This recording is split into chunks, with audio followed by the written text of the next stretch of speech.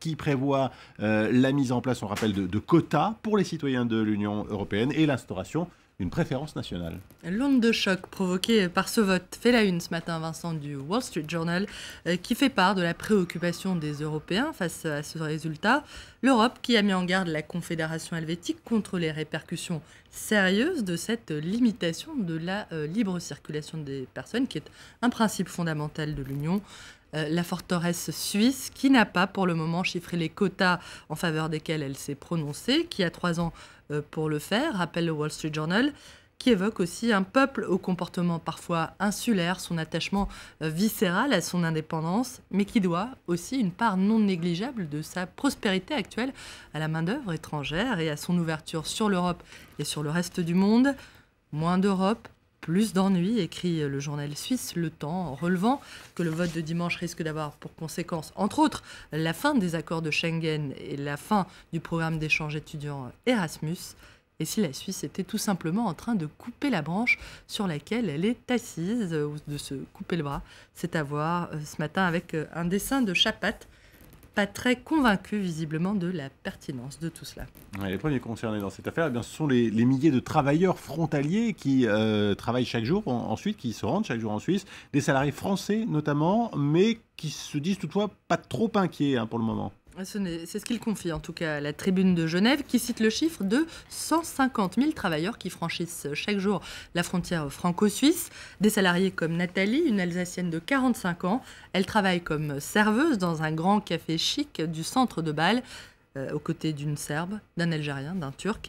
Si on enlève tous les frontaliers ici, vous n'allez plus à la banque, au café ou faire vos courses, dit-elle.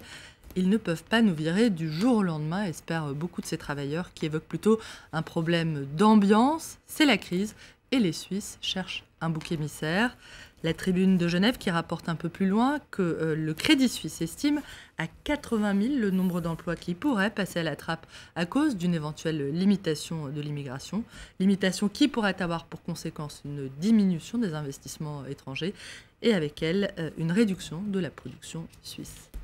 On parle à présent de la Bosnie, Hélène, où les manifestations se poursuivent, notamment à Sarajevo. On se souvient que le siège de la présidence a été incendié vendredi dernier. The International New York Times évoque une grogne sociale liée à la crise et au chômage qui touche plus de 40% de la population.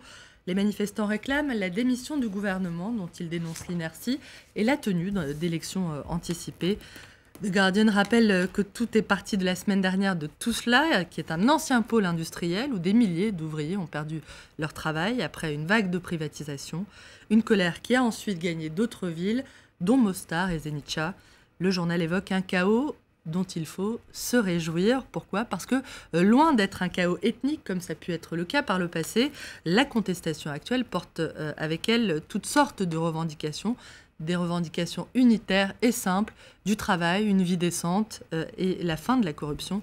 Des revendications qui montrent qu'une page de l'histoire de la Bosnie a été tournée. La Bosnie, jusque-là, uniquement synonyme de nettoyage ethnique, une normalisation, en quelque sorte, de la vie politique bosnienne.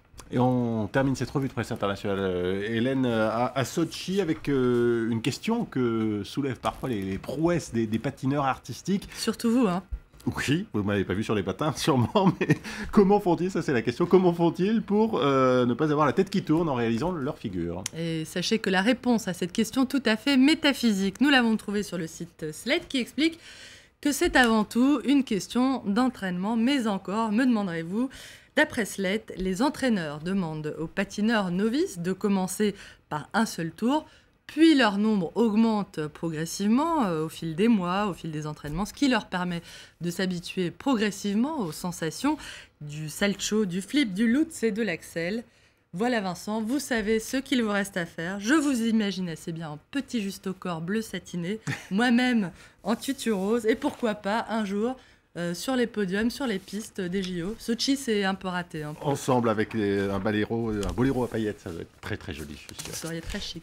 J'en suis persuadé. Merci beaucoup Hélène Frade pour cette revue de presse internationale. On va reparler d'ailleurs des Jeux de Sochi dans une vingtaine de minutes maintenant avant le journal des sports et notamment de ces 2 premières médailles françaises pour Martin Fourcade et Jean-Guillaume Béatrix. Première médaille française de ces Jeux, l'or et le bronze dans l'épreuve de poursuite sur 12 km et demi, c'est du biathlon. Et puis à suivre également notre focus du jour, tout autre chose, qui nous amènera lui en Égypte, 3 ans jour pour jour après la chute d'Hosni Moubarak.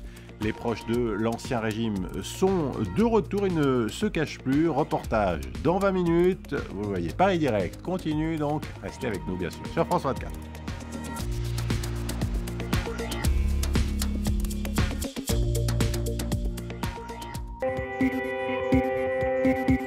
Les enfants sont victimes de la malnutrition partout dans le monde, y compris en Inde. Ici, le gouvernement essaye de changer la donne, mais que pouvons-nous faire de plus? Au Niger, les cas liés à la malnutrition ne faiblissent pas. Mais désormais, le pays a une nouvelle politique, produire local pour réduire sa dépendance à l'aide internationale. À Niamey, cette entreprise compte une centaine de salariés, tous nigériens. Ici, on produit de la plum peanut. Cette pâte à base d'arachide dont les organisations humanitaires ne peuvent plus se passer. Plébiscité depuis des années pour ses propriétés révolutionnaires, ce produit mis au point par une société française n'est tout autre qu'une pâte énergétique prête à l'emploi. Il faut savoir qu'avec ce type de produit, un enfant, en fait, on peut le récupérer en 6 semaines, alors qu'avec les anciennes formules, les laits fortifiés, il fallait compter 2 à 3 mois. Avec une demande toujours à la hausse, sa production pourrait doubler d'ici quelques années et participer ainsi au développement économique du pays. Sur le continent africain, ce modèle fait école. On y compte déjà une dizaine d'entreprises de ce type. En Inde, en revanche, pas question de parler de plum peanut. Sa distribution y est même interdite. Les autorités préfèrent travailler sur une version générique, une recette 100% indienne cette fois.